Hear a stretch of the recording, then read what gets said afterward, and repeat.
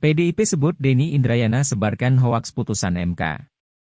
Ketua Bidang Pemenangan Pemilu DPP PDI Perjuangan Bambang Wuryanto menyatakan, pakar hukum tata negara Denny Indrayana telah menyebarkan berita bohong alias hoaks terkait putusan Mahkamah Konstitusi, MK.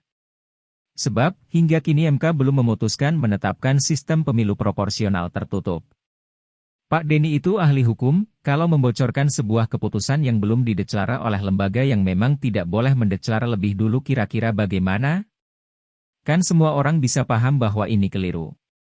Jadi sikap subjektif saya berarti Pak Denny bikin hoaks, kata pria yang karib disapa Bambang Pacul ditemui di kantor DPP PDIP, Senin 29 Mei.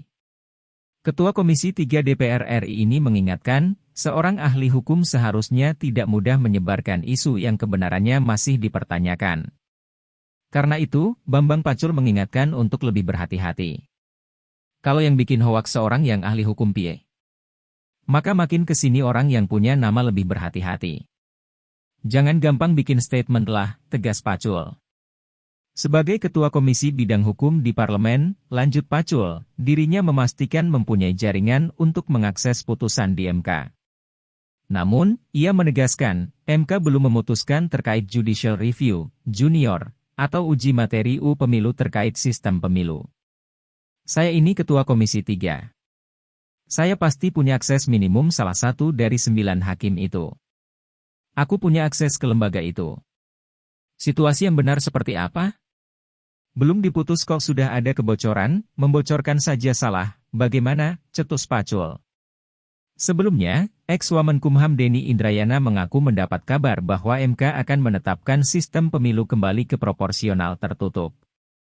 Menurut Denny, masyarakat sebagai pemilih hanya akan memilih gambar partai politik pada pemilu legislatif, pileg. Saya mendapatkan informasi penting.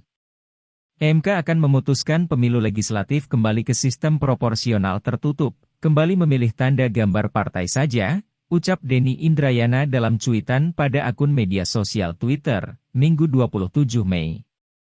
Denny menduga, putusan sistem pemilu itu akan terdapat perbedaan pendapat hakim konstitusi atau dissenting opinion. Ia menyebut, komposisi itu berbanding 6 dan 3 dari 9 hakim konstitusi. Info tersebut menyatakan, komposisi putusan EBAM berbanding 3 dissenting, ujar Denny. Saat dikonfirmasi jawapos.com terkait sumber informasi yang diperolehnya itu, kata Denny, dipastikan bisa dipertanggungjawabkan kredibilitasnya. Namun, Denny enggan membocorkan informannya itu.